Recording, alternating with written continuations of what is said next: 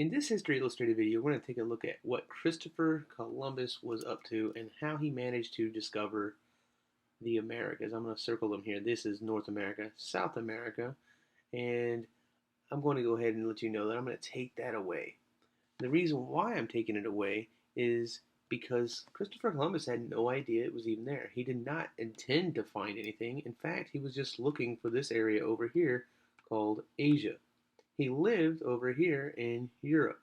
And for hundreds of years, people in Europe were walking the long way through to Asia so they can get things like spices and other things that they thought that would make their life better. So they would travel a long distance over land, and they would have to stop occasionally in multiple cities or countries, whatever you want to call them, and they would have to pay taxes. And it was very expensive, and it took forever to get to Asia. So, sometime before Columbus, the Portuguese that are right about here figured out a way to sail around Africa and get to Asia without having to go through any of these countries, without having to pay any taxes, and then they could sail back. Now, it didn't take nearly as long as walking over all the land, and they didn't have to pay any of the taxes. And on these boats, they can carry a lot of materials or resources, whatever they purchased in Asia. Now, this is exactly what Christopher Columbus was looking for.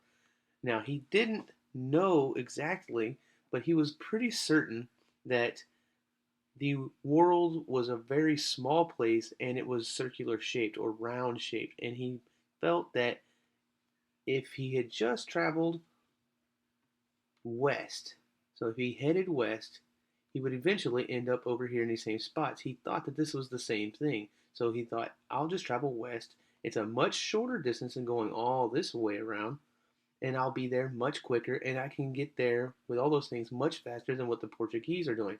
Now, he tried to do this, and he went to several different countries, and most of them told him, "No thanks. That's not how big the world really is." They really thought that they would have to sail all this way around and then come over here, and then he would be in Asia. And for the most part, all those countries were correct. But Columbus was eventually given a chance by the country of Spain. They said, "Here's a few boats, go ahead and give it a shot." And he sailed, and he did find some land here. However, it was not Asia, it was the Americas. So he inadvertently discovered the Americas. He thought he was in Asia. He thought he was off the coast of India here, which is one of the reasons why you would have the title of Indians given to the people that lived there. And these islands here became known as the West Indies. All right, that's a quick example of what Christopher Columbus was up to, and we'll cover more.